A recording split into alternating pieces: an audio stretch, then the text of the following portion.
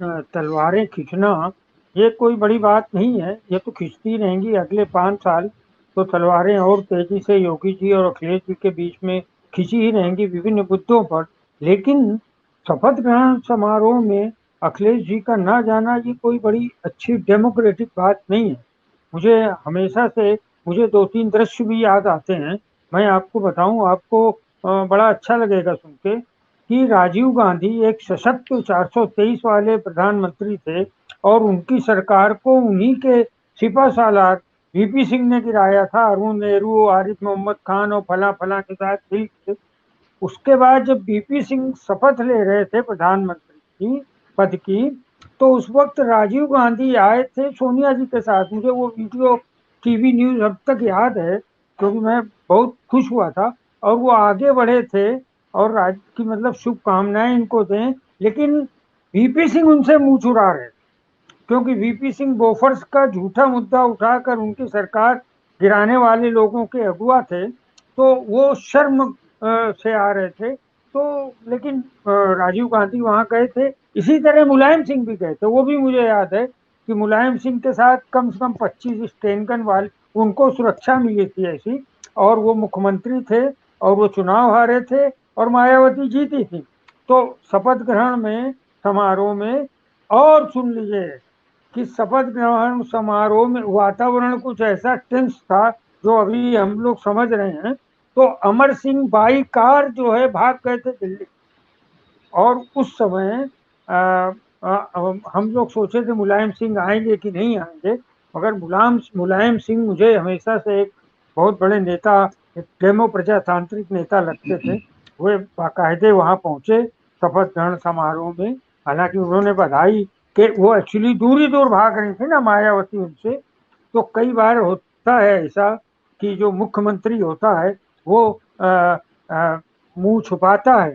तो मेरे ख्याल से ये भी अनडेमोक्रेटिक है if he is not going to attend oath ceremony. तो मुझे लगता है ऐसा नहीं करना चाहिए। वो उनको लॉन्ग टाइम पॉलिटिक्स करनी है। हाँ, एक चीज और संभव होती है कि जब सदन का सत्र शुरू होता है ना विनीता जी, आप सबको पता है, पाठक जी को भी, तो सारा विपक्ष और पक्ष सरकार एक साथ, एक टी पार्टी होती है, एक साथ बैठते हैं। और अक्सर आजकल ये होता है कि विपक्ष जो है उस चाय पार्टी का बहिष्कार करता है। तो वो विरोध में कर सकते हैं। लेकिन शपथ ग्रहण मैं अपने बताऊं कि निजी रूप से मैं अखिलेश यादव को बहुत अच्छा एक राजनीतिक स्टेप उनका नहीं समझूंगा अगर वो इससे अ, अ, इसमें अटेंड करने नहीं। और दूसरा, तलवार खींची वाली बात मैं बताऊं, देखिए कि लेकिन जिस पिछली ढंग बार का, मायावती भी तो नहीं वहां पर गई थी।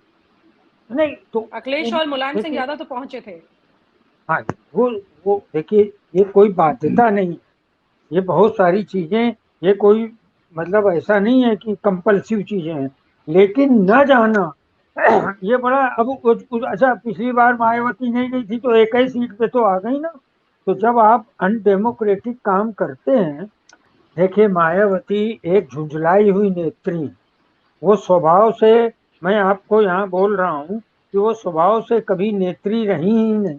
उनको तो भाग्यवश काशीराम के, हम लोगों ने तो बड़े शुरुआत से छात्र जीवन से मैंने उनकी राजनीति को देखा है कि उनके वक्तव्य, उनका राजनीति करने का पैटर्न, ये सारी चीजें उनको एक बहुत गैर राजनीतिक व्यक्तित्व भी बहुत बार सिद्ध करता। हमेशा तो नहीं कहूंगा क्योंकि 4 बार मुख्यमंत्री रहे, तो लोग कहेंगे आप कैसे ऐसी बात बोलते हैं।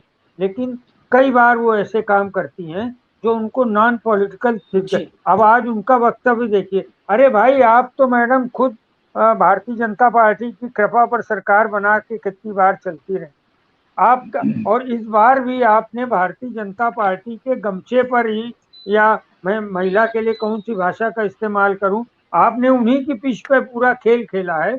और एक बात भी तय हो गई है कि अगले मतलब वो आउट ऑफ पॉलिटिक्स भी हो जाएंगी जी। 2024 में।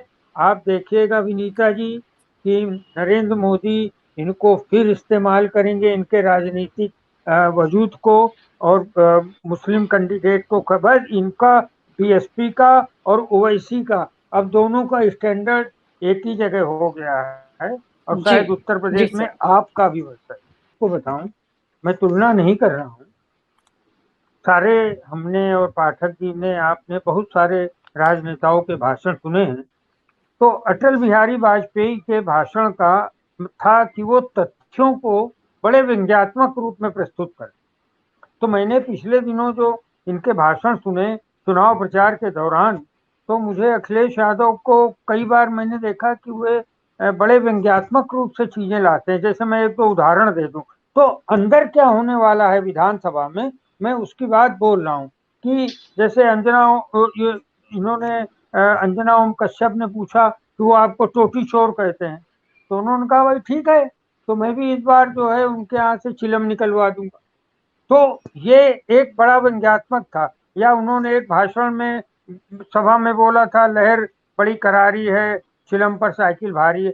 ये बातें हो सकता है, ये उत्तर प्रदेश है और उत्तर प्रदेश में ये भाषा जरूरी है। तो वो सदन के अंदर व्यंग्यात्मक रूप से तथ्यों को प्रस्तुत करेंगे, ऐसा मुझे लगता है। और आजम खान ऐसे लोग हैं जो बहुत ही एक इमोशनल भाषा को, अलंकृत भाषा को लेकर चलते हैं शेरो शायरी के साथ। तो अब की तो सदन में काफी बड़ा मजा आने वाला है।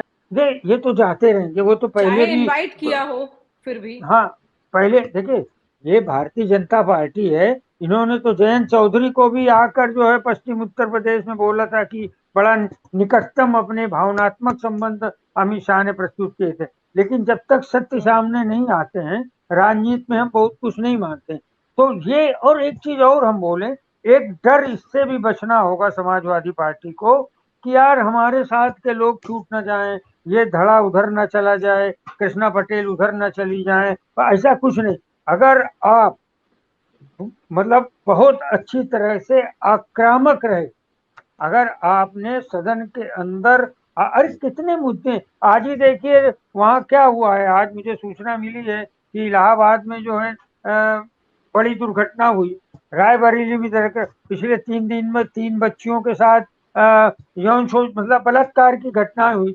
तो ये सब चीजें ये तो लगातार उठाने के उसी दिन से सामने आ रही हैं, जिस दिन से चुनाव के नतीजे आए हैं उसके अगले दिन से हुआ। तस्वीरें देख रहे हैं। तो इनको देखिए, आक्रामक होने के लिए हमको पॉइंट चाहिए, मुद्दे चाहिए। वो तो योगी सरकार से मिल ही रहे, इनके पास शासन है नहीं। तो और रही बात 2024 की, जी सर। और आप हमसे जुड़े रहने के लिए सब्सक्राइब करें YouTube पर, फॉलो करें Twitter पर और लाइक करें Facebook पर। और ज्यादा जानकारी के लिए आपको टाइप करना होगा सिर्फ न्यूज़ नशा।